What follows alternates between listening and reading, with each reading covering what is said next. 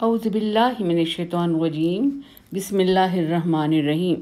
السلام علیکم ناظرین، الحمدللہ آج اسماء الحسنہ ویڈیو میں اللہ تعالیٰ کے ایک اور نہایت عالی شان صفاتی اور جمالی اسم السمیع پر بات کر رہے ہیں، جس کا مطلب ہے سب کچھ سننے والا۔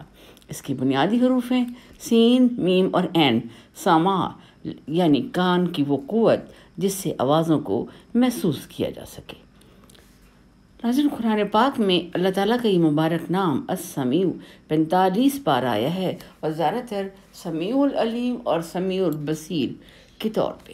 رب کائنات کی عظیم صفت ہے کہ وہ ہر بات کو سنتا، جانتا اور سمجھتا ہے، اس کی بے مثل سماعت سے کچھ بھی دور نہیں۔ چیونٹی کی آواز ہو یا کسی کی آہ و بکا، حمد و ثنا ہو یا کوئی خاموش دعا، اس کا سننا اور جاننا خاص ہے۔ وہ بیک وقت ساری مخلوق کی سنتا ہے۔ سورہ المجادلہ میں اللہ تعالیٰ ارشاد فرماتے ہیں کہ اگر دو لوگ آپس میں باتیں کر رہے ہوں تو ان میں تیسرا اللہ ہوتا ہے۔ اسی طرح دو سے زیادہ کتنے ہی لوگ آپس میں گفتگو کر رہے ہوں، ان میں خدا شامل ہوتا ہے، جو نہ صرف ان کے الفاظ سنتا اور جانتا ہے بلکہ دلوں کے حال تک سے بھی واقف ہوتا ہے۔ لیکن قرآن کریم نے حصول معلومات کا ذریعہ سماع، قلب اور بصر کو قرار دیا گیا ہے۔ جو لوگ ان حواس کے ہوتے ہوئے بھی ان سے کام نہیں لیتے، انہیں جہنمی قرار دیا گیا ہے۔ سورہ الاعراف کی آیت نمبر 179 کا ترجمہ ہے کہ ہم نے بہت سے جن و انس جہنم کے لیے ایسے پیدا کیے ہیں جن کے دل سمجھتے نہیں، آنکھیں دیکھتی نہیں اور کان سنتے نہیں، یعنی چوپایوں کی طرح غافل اور بے راہ رو ہیں۔ جبکہ کچھ لوگ ایسے ہیں جو بظاہر تو توجہ سے سنتے نظر آتے ہیں، لیکن جیسے کہ سورہ بقرہ کی آیت نمبر 7 ہے کہ ان نافرمانوں کے لیے یہ سزا کافی ہے کہ ان کے دل، آنکھوں اور سماعت پر پردے پڑے ہوئے ہیں، کیونکہ جب منفی جذبات غالب آ جائے تو انسان صحیح نتائج اور کنسیپچول نالج سے بھی محروم رہتا ہے۔ سورہ البقرہ کی آیت نمبر 127 میں ذکر ہے کہ جب حضرت اسماعیل اور حضرت ابراہیم خانہ کعبہ کی دیواروں کو بلند فرما رہے تھے تو اللہ تعالیٰ کو انت السمیع العلیم کہہ کر پکارا انہوں نے۔ اسی طرح دوسرے پیغمبروں کا بھی ذکر ہے اس میں، کہ جیسے سورہ یونس کی آیت نمبر 65 اور سورہ یونس کی آیت نمبر سورہ یوسف کی آیت نمبر 34 میں دونوں پیغمبروں نے اللہ تعالیٰ کو سمیع العلیم کہہ کر پکارا۔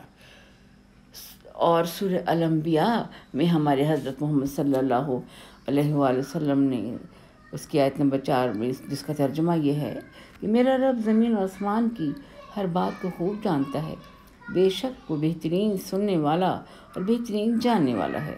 لیکن سورہ المائدہ، سورہ الانعام، سورہ الانفال میں رب تعالیٰ کو السمیع العلیم کہہ کر پکارا گیا ہے۔ سورہ بقرہ کی آیت نمبر 256، 227، 244 اور 188 میں بھی ہر بار اللہ تعالیٰ فرماتا ہے کہ جان رکھو اللہ بہترین سننے اور جاننے والا ہے۔ اسی طرح سورہ العنکبوت کی آیت نمبر 5 میں اللہ تعالیٰ اسلام کی راہ میں مشکلات جھیلنے والوں کو تشفی دیتے ہوئے فرماتا ہے کہ رب سے ملاقات میں تم اپنے سب غم تمہارے جو ہیں وہ خوشی میں بدل جائیں گے، کیونکہ وہ سب کچھ سنتا اور جانتا ہے۔ اسی طرح سورہ الملک کی آیت نمبر 23 میں اللہ تعالیٰ فرماتے ہیں، جس کا ترجمہ یہ ہے کہ اللہ ایسا قادر مطلق ہے جس نے تمہیں پیدا کیا، سننے کو کان، آنکھ اور دل دیے، مگر تم بہت کم شکر کرتے ہو۔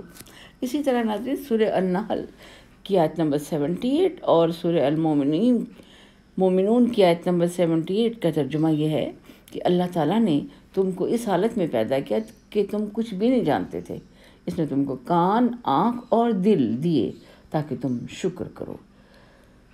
اسماء الحسنہ کے معنی جاننا، سمجھنا اور ان پر ایمان لا کر اپنی دعاؤں میں اللہ تعالیٰ کو انہی ناموں سے پکارنا ہمارے ایمان اور توحید کا جزو ہے۔ اللہ تعالیٰ خود ارشاد فرماتا ہے کہ میرے بارے میں جانو، کیونکہ بے شک اللہ تعالیٰ سمیع العلیم، سمیع البصیر اور ان اللہ علی کل شیء قدیر ہے۔ ہمارا جس قدر اللہ پر ایمان پختہ ہوگا، اسی قدر دعائیں ہماری زبان سے توجہ، یکسوئی، خلوص اور دل کی گہرائیوں سے نکلیں گی۔ سورہ الحجرات کی پہلی آیت میں بھی اللہ تعالیٰ ارشاد فرماتے کہ بے شک اللہ تعالیٰ تمہارے سب اقوال کو سننے والا اور تمہارے افعال کو جاننے والا ہے۔ اگلی آیات مبارکہ میں اللہ تعالیٰ مسلمانوں کو بہت سی بری باتوں مثلاً شرک و فسق، لڑائی جھگڑا، غیبت، قتل و غارت، ظلم، بدگمانی، چوری وغیرہ سے منع کرتے ہوئے فرماتا ہے کہ تم میں سے بہترین وہی ہے جو زیادہ پرہیزگار ہے۔ اگر تم بد عمالی سے بچو تو اللہ تمہارے اعمال میں ذرا بھی کمی نہیں کرے گا، کیونکہ وہ غفور الرحیم ہے، سمیع البصیر ہے اور ہر شے پر قادر ہے۔